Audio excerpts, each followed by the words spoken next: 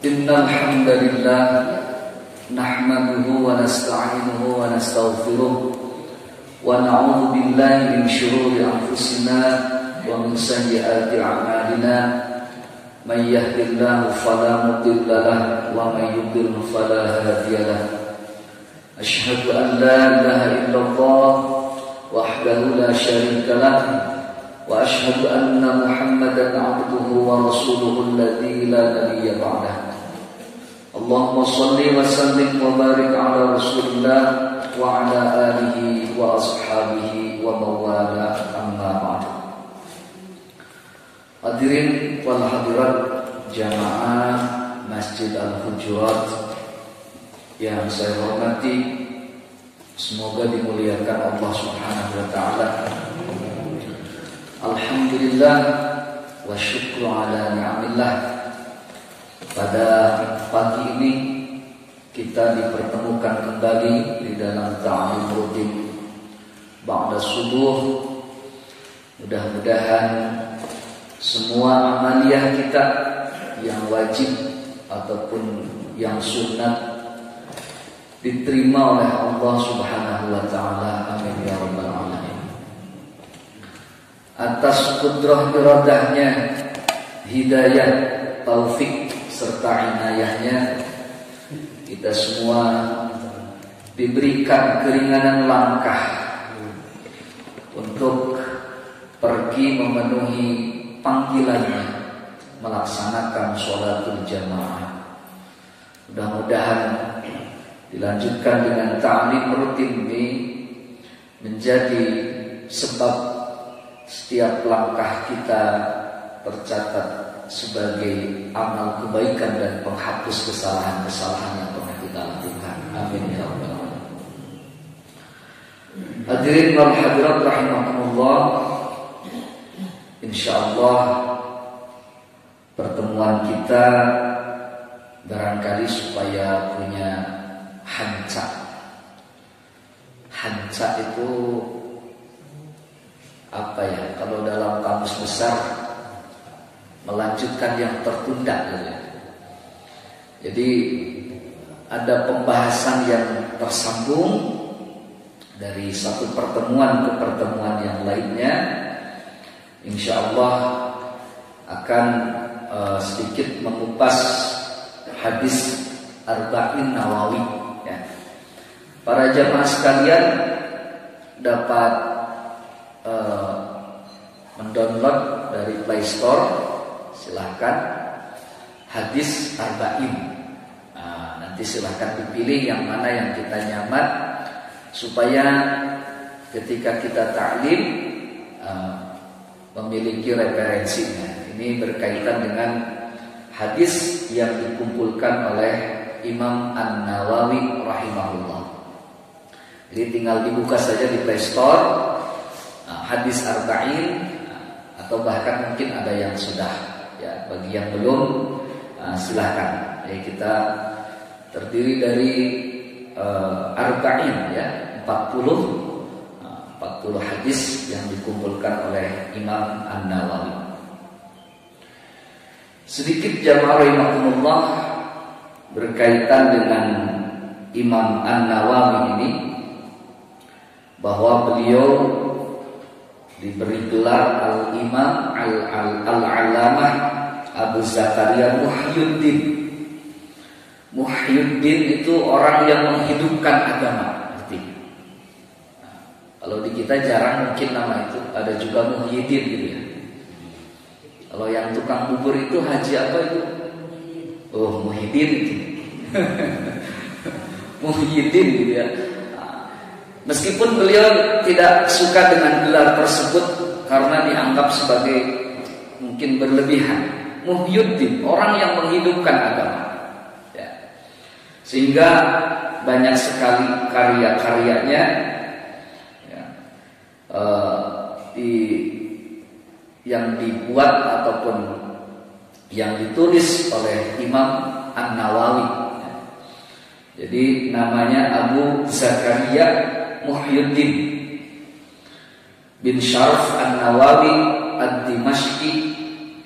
Beliau ini lahir dari kampung Nawa di Syria, di Damaskus.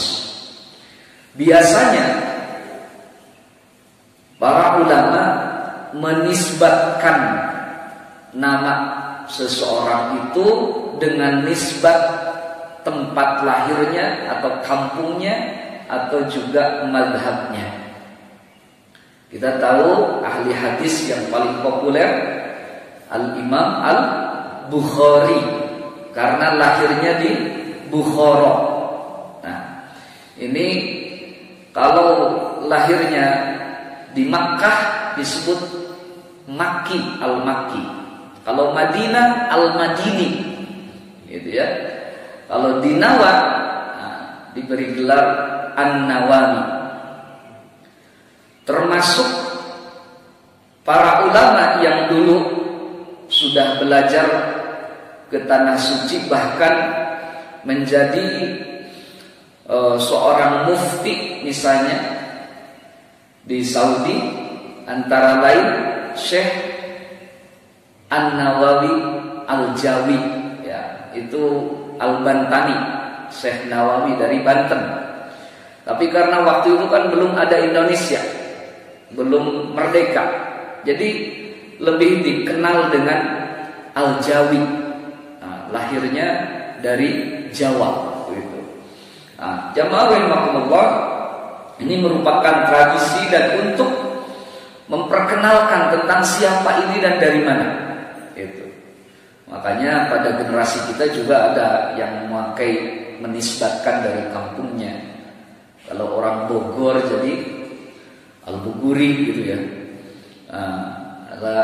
Kalau Bandung ya Al-Bandungi. Itu. Kalau dari Banjar Kalimantan itu sudah biasa Al-Banjari. Orang Makassar Al-Makassari. Orang Padang Al-Fadani dan seterusnya. Gitu. Jadi untuk menunjukkan ini orang dari mana, nah, dengan penisbatan tersebut. Jamaah rahimakumullah, Imam An-Nawawi. Jadi supaya tidak tertukar dengan Syekh An-Nawawi. Kalau yang dari Banten Syekh Nawawi, kalau yang dari Nawa Syria adalah Imam An-Nawawi.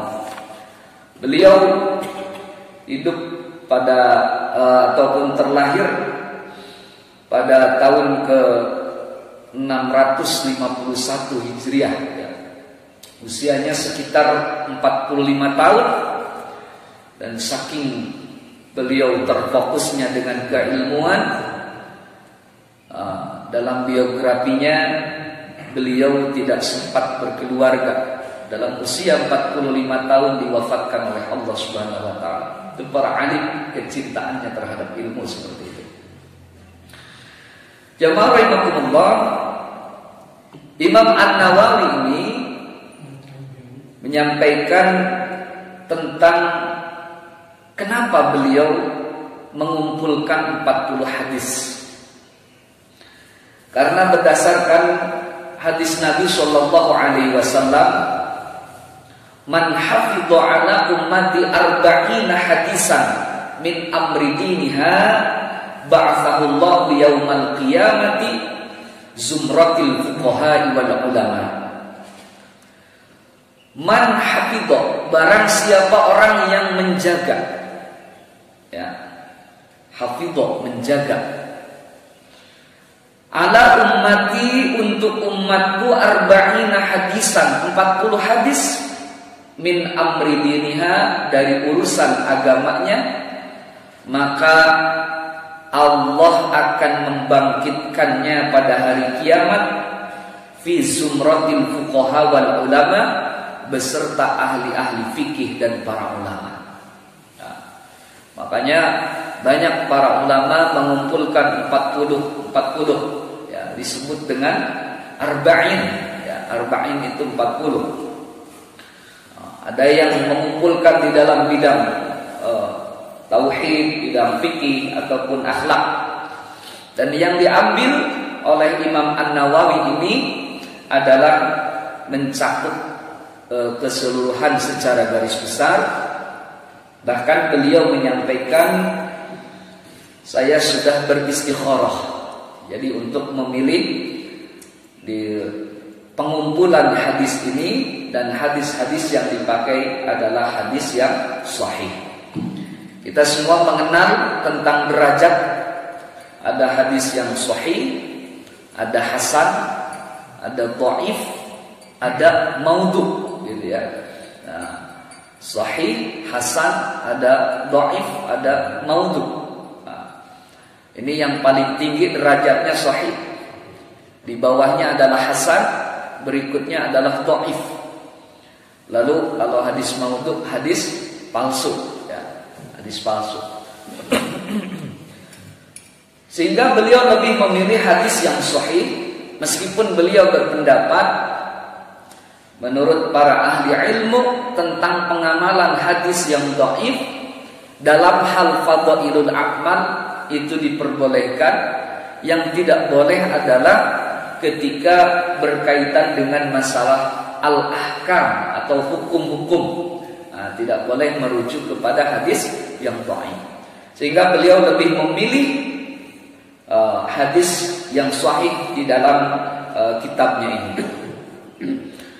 Kemudian jamaah rahimakumullah, berdasarkan hadis Nabi sallallahu alaihi wasallam, liyuballighi syahidu minkumul ghaib, agar bisa menyampaikan siapa asyahidu, orang yang hadir, minkum di antara kalian, al-ghaiba, kepada orang yang gaib. Yang gaib ini tidak hadir. Makanya sudah merupakan tradisi di kalangan para sahabat yang hadir di dalam majlis ilmu, di dalam majlis Rasulullah sallallahu alaihi wasallam, ketika mereka pulang ke keluarganya, ketika mereka pulang ke kampungnya, kepada sukunya, mereka menyampaikan kembali apa yang telah disampaikan oleh Rasulullah sallallahu alaihi wasallam. Ya. Maka disinilah kenapa kita berupaya untuk mempelajari hadis-hadis Nabi sallallahu alaihi wasallam dan kitab hadis, ya, supaya tumbuh kecintaan kita kepada Rasulullah sallallahu alaihi wasallam. Bahkan kalau kita menjaganya, kelak dibangkitkan beserta para fuqaha, ahli fikih dan para ulama. Amin ya rabbal alamin. Di dalam hadis yang lain Rasulullah SAW bersabda, "Nadharallahu imra'an sami'a maqalati fa waqa'aha fa addaha kama sami'aha." Allah akan memberkahi orang yang mendengar sabdaku, kata Rasulullah, lalu memahaminya dan menyampaikannya seperti apa yang didengarnya. Jadi setidaknya kita menyampaikan kembali kepada keluarga kita, kepada putra-putri kita, bahkan termasuk kepada khadim kita, atau istilahnya ART yang ada di rumah kita, asisten rumah tangga kita, gitu ya. Menyampaikan apa yang kita pelajari, karena ini merupakan salah satu kebaikan. Bahkan ketika ada kesalahan, maka kita yang berkewajiban untuk menegurnya. Jamaah rahimakumullah, ini barangkali sebagai muqaddimah, ya, sedikit muqaddimah berkaitan dengan hadis arba'in. Kita masuk ke hadis yang pertama. An Amiril Mukminin Abi Hafsin Umar bin Al-Khattab radhiyallahu anhu qala sami'tu Rasulullah sallallahu alaihi wasallam yaqul innamal a'malu binniyat wa innamal likulli imri'in ma nawa. Faman kanat hijratuhu ila Allah wa rasulih fa hijratuhu ila Allah wa rasulih. Wa man kanat hijratuhu lidunya yusibuha aw imra'atin yankihuha fa hijratuhu ila ma hajara ilaihi. Dari Amirul Mukminin Abu Hafsin, Umar bin Khattab. Ini merupakan gelar ya, untuk khalifah yang kedua. Kalau yang pertama sepeninggal Rasul dikenal dengan Khalifah Abu Bakar As-Siddiq radhiyallahu an. Ya. Kemudian sepeninggal khalifah yang pertama Umar bin Khattab radhiyallahu an, beliau lebih suka dipanggil dengan Amirul Mukminin karena salah satu ketawaduannya, kalau khalifah itu pengganti kira-kira harus sama dengan yang digantinya.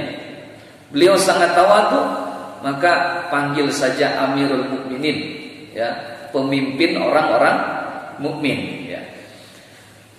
Beliau mengatakan bahwa aku mendengar Rasulullah Shallallahu Alaihi Wasallam telah bersabda, Innamal a'malu binniyat. Sesungguhnya setiap perbuatan itu dinilai berdasarkan niatnya. Maka barang siapa hijrahnya karena ingin mendapatkan keridhaan Allah dan Rasulnya, maka hijrahnya kepada keridhaan Allah dan Rasulnya. Barang siapa yang hijrahnya untuk dunia, maka dia akan mendapatkannya. Barang siapa yang hijrahnya alim ro'atin, karena perempuan, yang kihuha, untuk menikahinya, maka hijrahnya dia terhadap apa yang diniatkannya. Nah, jamaah rahimakumullah, ini hadis sangat populer insyaallah ketika kita sudah berbicara mengenai niat. Insyaallah semua hafal minimal awal matan hadisnya disebut innamal a'malu binniyat, bahwa setiap amal yang dikerjakan bergantung kepada niatnya. Ini merupakan hadis yang sangat penting ya. Bahkan Imam Ahmad dan Imam Asy-Syafi'i tentang hadis ini saking pentingnya bahwa sudah mencakup sepertiga ilmu. Sebagian ulama menyebut ini sudah mencakup separuh dari syariat ajaran Islam. Karena setiap amal yang dikerjakan oleh seseorang, apalagi perkara yang besar di dalam hidupnya, masalah hijrah, tentu bergantung kepada niatnya. Sah atau tidak sahnya sebuah amal kembali kepada niat dari pelakunya tersebut. Konteks hadis ini berkaitan dengan seorang laki-laki yang ingin melamar Ummu Qais ketika di Mekkah. Ummu Qais ini wanita yang sangat cantik dan orang tersebut sangat menginginkannya. Ketika ada perintah untuk berhijrah ke Madinah, maka dia pun ikut berhijrah ke Madinah, sehingga dikenal orang tersebut sebagai muhajir Ummu Qais. Jadi dia hijrahnya karena wanita, karena ingin menikahinya, begitu. Nah, makanya ditegaskan kenapa? Setiap amalan yang dikerjakan bergantung kepada niatnya, sah atau tidaknya, bahkan diterima atau tidaknya, bergantung kepada niat seseorang. Ya. Niat itu qasdu syai'in muqtaranan bi fi'lih, bermaksud terhadap sesuatu hal lalu dikerjakan diiringi dengan mengerjakannya. Itu adalah niat. Kalau baru ada terbesit di dalam hati, ya, kretek. Kalau bahasa Sunda kretek, Pak. Apa bahasa Indonesianya kretek? Jadi sudah ada keinginan lah di dalam hati, tetapi belum dikerjakan. Itu namanya azam. Azam. Nanti pokoknya kalau sudah pensiun saya mau aktif ke masjid. Kan pensiunnya 10 tahun lagi, berarti masih namanya azab gitu. Gitu. Tapi ketika ada keinginan sesuatu hal lalu dikerjakan, itu namanya niat, gitu ya, namanya niat. Jadi kalau kita sudah menetapkan sesuatu hal kemudian dikerjakan saat itu juga, nah itu disebut dengan niat. Kecuali pada saat bulan Ramadan, menurut para ulama, karena tidak tahu awal terbitnya fajar ini kapan, maka harus ada at-tabyid, yaitu niatnya pada waktu malam. Ketika kita berwudu, pada awal wudu. Ketika kita sholat, pada awal sholat. Ketika kita mengeluarkan zakat, juga sama. Ketika berhaji, nah itu menetapkan baik mikotnya zamani ataupun makani, ya, baik waktu maupun tempat, ya. Nah, berbeda dengan halnya saum. Insya Allah yang kita ini sudah masuk bulan Rajab sebentar lagi, Pak ya. Kurang dari 2 bulan, mudah-mudahan disampaikan usia kita di bulan Ramadan ini. Kita ingin juga merasakan kenikmatan, ya, ibadah di bulan suci Ramadan. Bahkan mungkin para jamaah kerinduan karena kemarin bulan Ramadan tidak tarawih bersama, ya Pak ya. Ya, kemarin. Jadi semua jadi imam besar di rumahnya. Gitu. Sholat tarawihnya di mana? Di rumah. Mudah-mudahan tahun ini ya kita sudah lebih paham tentang prokes, ya, sehingga mungkin mudah-mudahan bisa, ya, di Ramadan tahun ini. Nah, bagaimana untuk saum Ramadan? Ramadan maka harus niatnya di waktu malam. Karena apa? Karena awal saumnya tidak tahu persis. Apalagi nanti kalau khawatir kesiangan, ya. Nah, maka di sini pentingnya menetapkan niat. Setiap amal yang kita kerjakan bergantung kepada niatnya. Apalagi perkara yang besar di dalam perjalanan hidup, seseorang mau menetapkan dirinya hijrah. Hijrah itu artinya pindah. Yang paling mendasar, min daril kufri ila daril iman. Dulu hijrahnya itu dari Mekah, dari kufri, negeri yang kufur saat itu, kemudian ila dari iman, ke negeri yang beriman, di Madinah Al-Munawwarah. Tapi kemudian sepeninggal selesainya ataupun setelahnya hijrah tersebut, Makkah kembali dikuasai oleh Rasulullah beserta kaum muslimin, sehingga Nabi menyatakan la hijrata ba'dal fathi, tidak ada lagi hijrah sesudah kemenangan kota Makkah, walakin jihadun wa niyatun, melainkan hijrah itu adalah kesungguhan dan niat, gitu kan.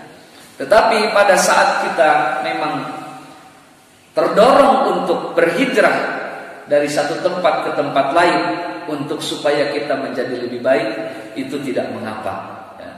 Misalnya kita berada di tempat yang memang sulit untuk melaksanakan kebaikan, lebih baik berhijrah, ya alhamdulillah. Itu. Seperti di tempat kita di sini, para jamaah bersyukur, beruntung, ke masjid dekat, betul Pak? Oh, tanpa harus memakai kendaraan. Saya ada jemaah pengajian subuh. Saya kalau mau ke masjid Jumatan ataupun sholat fardu, kata beliau, harus pergi keluar pakai mobil. Aduh, kan sangat berat perjuangannya. Sementara kalau dekat dengan masjid, nah itulah merupakan salah satu keberuntungan para jamaah sekalian, ya, sehingga mudah untuk melaksanakan beribadah di masjid. Nah, jamaah rahimakumullah, termasuk juga meskipun hadis ini berkaitan dengan masalah hijrahnya seseorang yang pergi ke Madinah karena Ummu Qais, pada konteks kehidupan sekarang juga ini tetap maknanya bagaimana seseorang menetapkan niat terhadap apa yang dia lakukan, apa yang dia kerjakan. Untuk apa dilakukannya? Kita melaksanakan sholat, kita melaksanakan sholatul jamaah. Apa yang menjadi niatnya? Apakah karena ingin mengharap ridho Allah ataupun karena yang lain? Nah, Allah yang maha tahu tentang apa yang ada di dalam hati kita. Maka luruskanlah, ya, luruskan. Jangan sampai kita melaksanakan kebaikan hanya karena manusia, ya, tidak boleh. Bahkan itu dikategorikan riya barangkali, ya, riya. Bahkan sebagian mengkategorikan syirkun kalau kita melakukan amal perbuatan karena manusia. Tarkul amal li ajlin nas riya'un. Meninggalkan amal karena manusia itu riya. Misalnya begini, Pak. Bapak mau melaksanakan amal kebaikan, tadarus Al-Quran, sedekah dan sebagainya. Tapi saya takut ketahuan orang lain, takut disebut soleh oleh orang lain. Nah, itu tidak boleh. Karena amal yang kita kerjakan terserah mau dilihat orang ataupun tidak, terserah. Karena saya niatnya adalah mengharap ridho Allah. Begitu. Mengharap ridho Allah. Ataupun beramal tetapi karena manusia. Nah, ini juga tidak boleh. Saya melakukan ini karena ingin dilihat oleh manusia. Ya, manusia. Seseorang menetapkan dirinya untuk berhijrah. Mohon maaf, kaum wanita mungkin sebelumnya tidak memakai hijab, tidak memakai kerudung. Saya mau berhijrah, gitu. Saya mau pakai. Nah, ini sangat bagus, niatnya mencari ridha Allah. Gitu. Jadi merupakan buah dari keimanan yang ada pada setiap diri seorang mukmin, bukan terbawa musim. Nanti bulan Ramadan musimnya pakai kerudung, ya pakai gitu. Meskipun di jalan musimnya menghargai Ramadan pakai kopiah, ya kopiah. Meskipun sambil pakai kopiah sambil merokok di bulan Ramadan siang-siang. Gitu. Ini menghargai itu dengan kopiahnya gitu. Padahal coba sedikit menghargai, jangan sampai seperti itu gitu. Ini kadang-kadang heran kalau saya. Orang di jalan, mohon maaf ya, bulan Ramadan biasanya tidak pakai peci haji, pakailah peci haji, tapi masih juga merokok. Ini yang menghargai itu cuma kopiahnya gitu kan. Menghargai Ramadan. Nah, jadi motivasinya apa? Nah, dorongannya apa? Apa yang kita kerjakan maka tidak akan sampai kepada Allah kecuali apabila kita niatnya mengharap keridhaan Allah Subhanahu wa taala. Sehingga kenapa kita diajarkan membaca ta'awudz? Kita memohon perlindungan kepada Allah dari godaan syaitan. Kenapa juga dilanjutkan dengan basmalah setiap amal yang baik kita kerjakan? Karena supaya niat kita lurus, tidak terganggu. Ya. Ada yang melihat ataupun tidak, ada yang mendengar ataupun tidak, terserah. Yang penting saya melaksanakan amal kebaikan lillahi ta'ala. Begitu.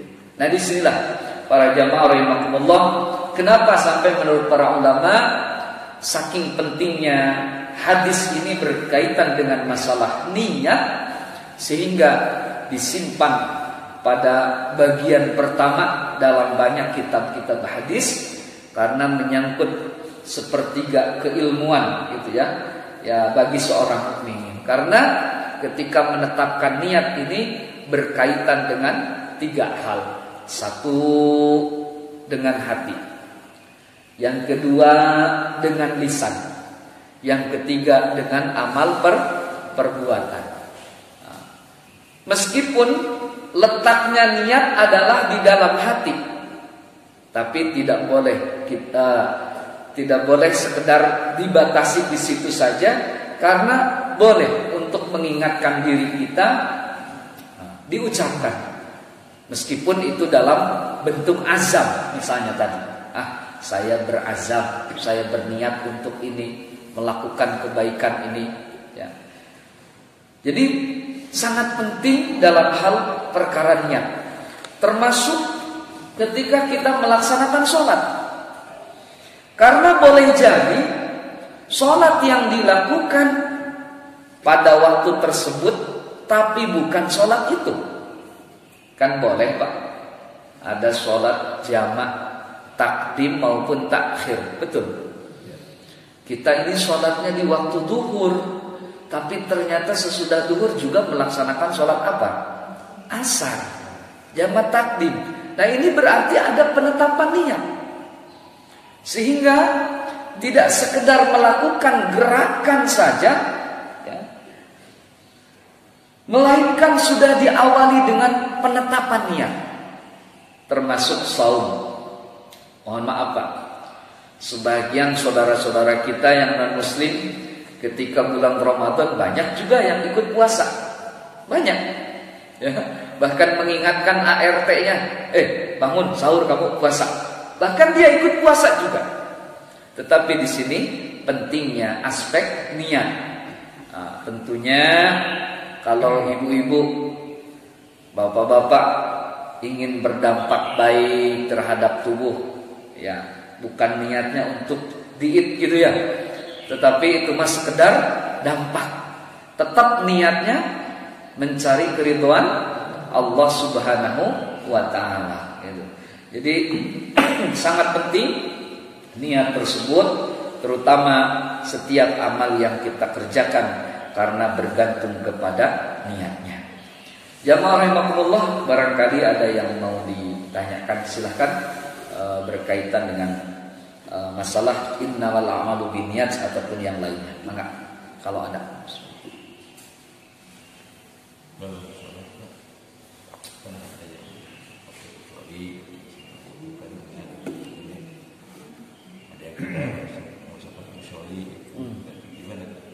Ya, di dalam sholat, dalam sholat ataupun dalam yang lainnya, gitu ya, termasuk di dalam sholat, apakah harus dilafadzkan atau tidak? Semua ulama bersepakat bahwa niat itu letaknya di dalam hati, ya, di dalam hati. Yang ada perbedaan pendapat itu ketika talaffuzun niat, melafadzkan niat. Jadi kalau di sini bukan niat, melafadzkan niat. Bagaimana? Ikhtilaf, ada yang memperbolehkan, ada yang tidak. Yang memperbolehkan karena untuk menetapkan, mengingatkan hati kalau hati belum belum khusyuk ataupun belum fokus terhadap apa yang akan dia kerjakan. Jadi dengan diucapkan itu, karena lisan ini salah satu diantaranya menggambarkan apa yang ada di dalam hati, ya. Jadi kalau niat ini menurut para ulama sepakat letaknya di dalam hati, cuman pengucapannya ada yang memperbolehkan, ada yang tidak. Jadi silahkan, karena kalaupun melafadzkan niat itu toh belum di dalam rangkaian ibadah, kan dilakukannya sebelum sholat Pak. Yang dinamakan sholat itu muftatahatun bitakbir wa muhtatamatun bitaslim. Diawali dengan takbir, diakhiri dengan salam.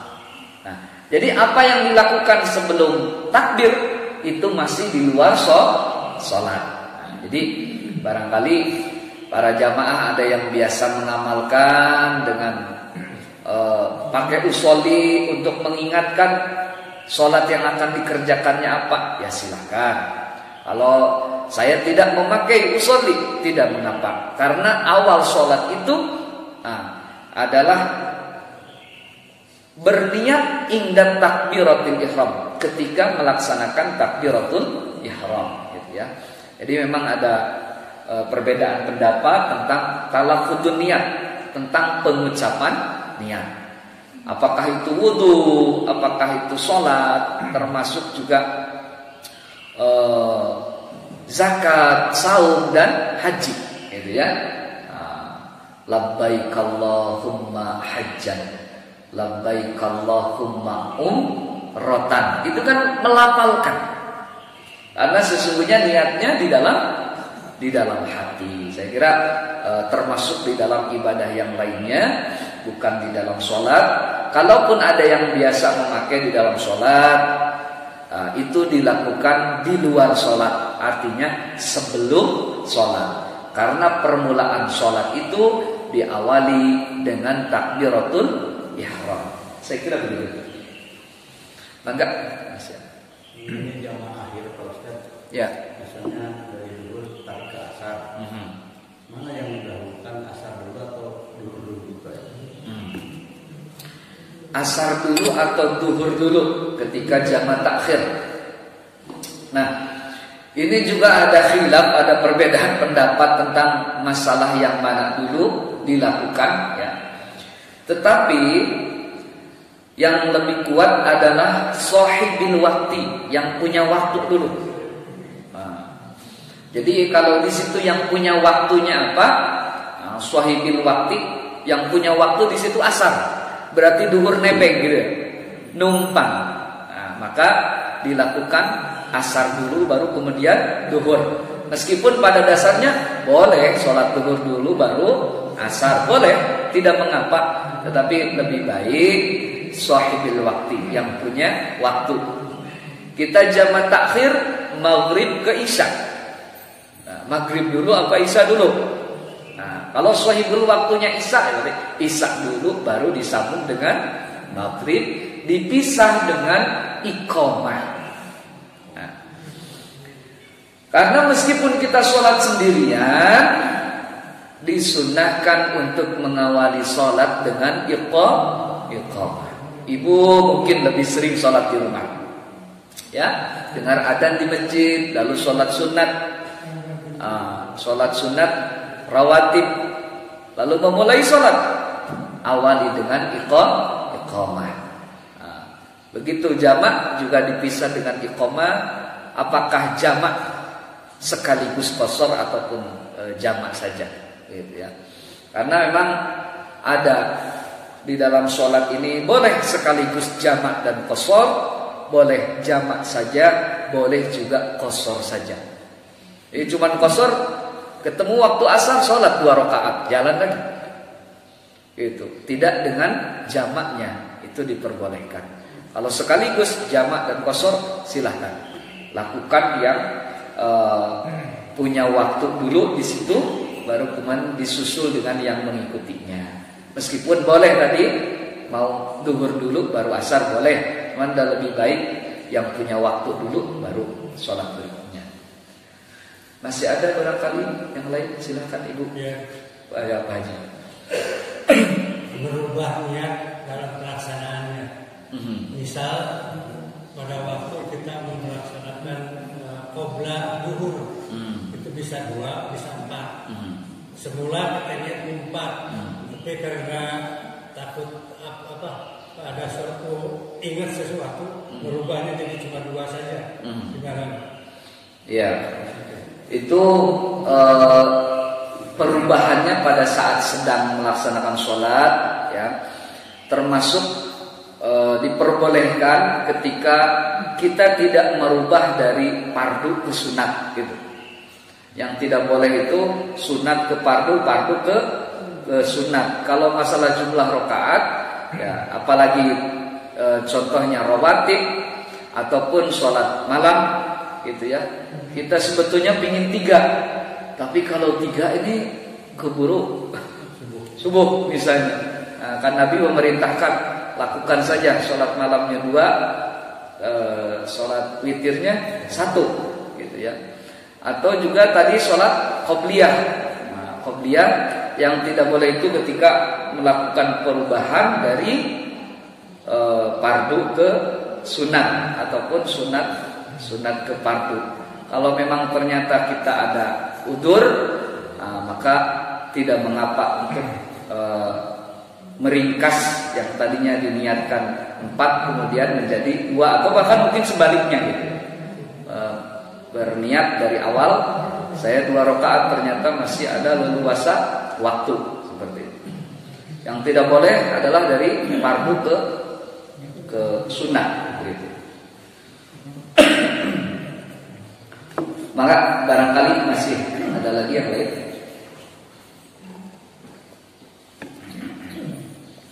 Ibu mana?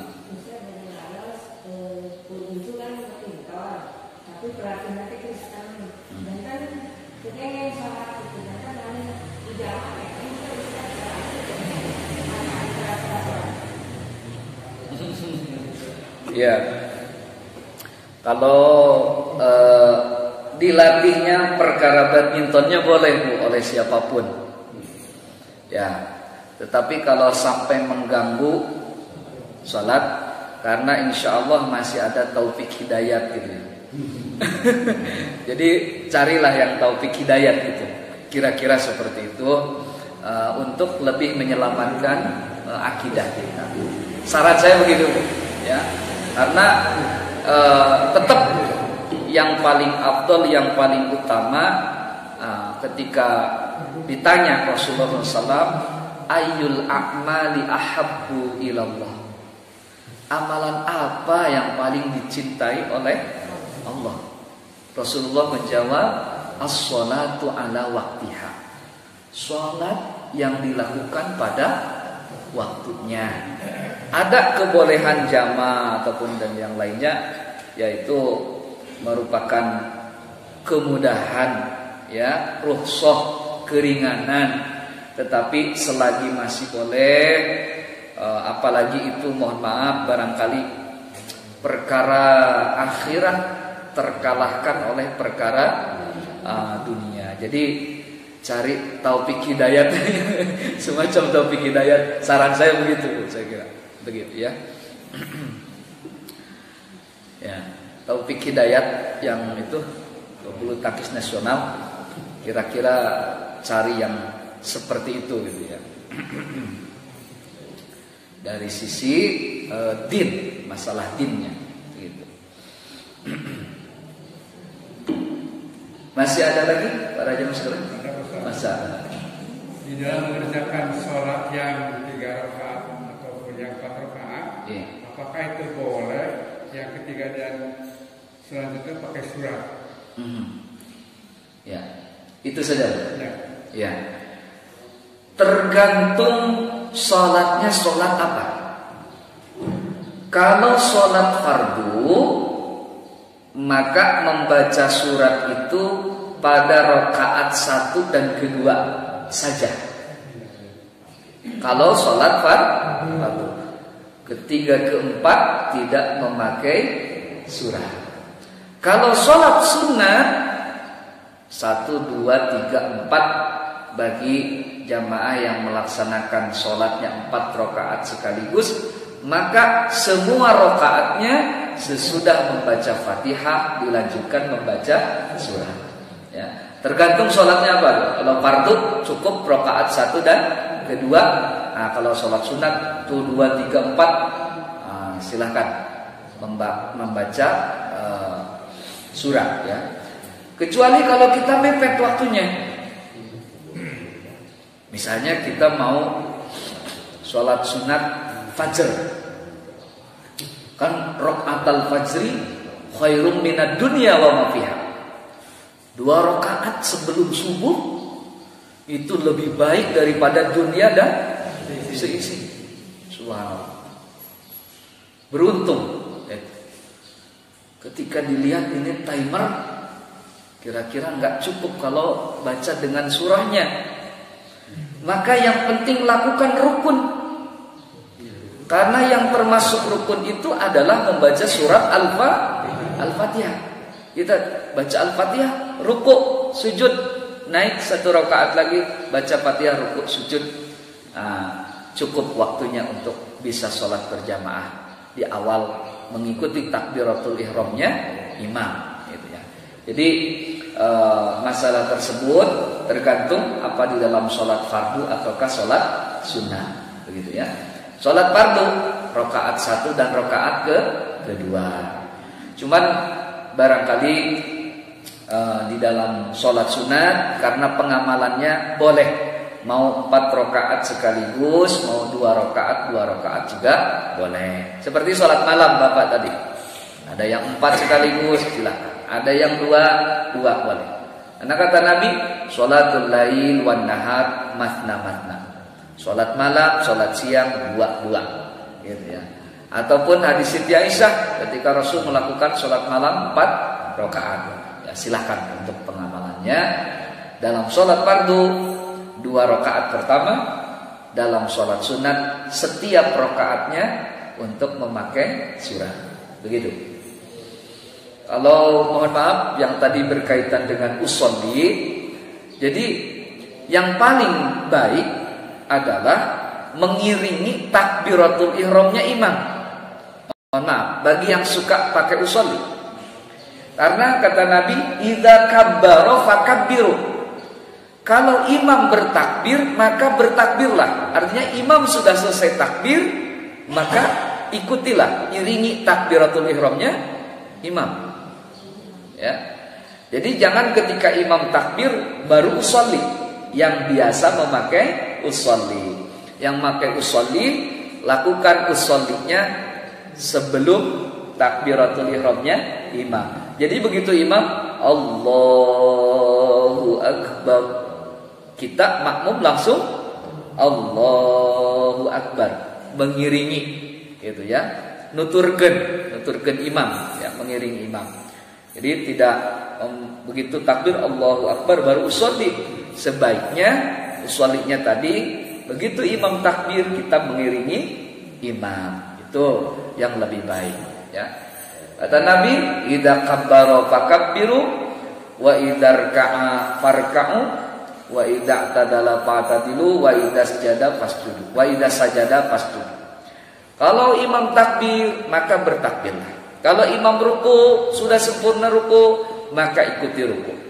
I'tidal begitu juga sujud. Ketika imam sujud baru kita makmum ikut sujud. Karena tidak boleh mendahului imam, gitu ya. Atau sengaja tertinggal 2 rakaat, tertinggal jauh dari imam, ya. Jadi ini hal yang lebih baik barangkali. Kalau masalah pelafalannya ya silahkan, ya. Ada yang biasa memakai, ada yang tidak. Kalau bagi saya sendiri ya terserah, kan jamaah punya keyakinannya masing-masing yang biasa. Mungkin ketika menerima dari gurunya dulu belajar seperti apa, silakan. Karena kalaupun yang membolehkan itu di luar sholat, ya, di luar sholat, belum dilakukan sholatnya. Permulaan sholat itu dimulai sejak takbiratul ihram. Para jamaah rahimakumullah, saya kira itu yang dapat kita pelajari bersama pada pagi ini, ya. Mohon maaf apabila ada hal yang kurang berkenan. Kita sama-sama memohon kepada Allah Subhanahu wa taala, mudah-mudahan diberikan perlindungan senantiasa oleh Allah Subhanahu wa taala. Subhanakallahumma wa bihamdik asyhadu an la ilaha illa anta astaghfiruka wa atubu ilaik. Wal aqumikum. Wassalamualaikum warahmatullahi wabarakatuh.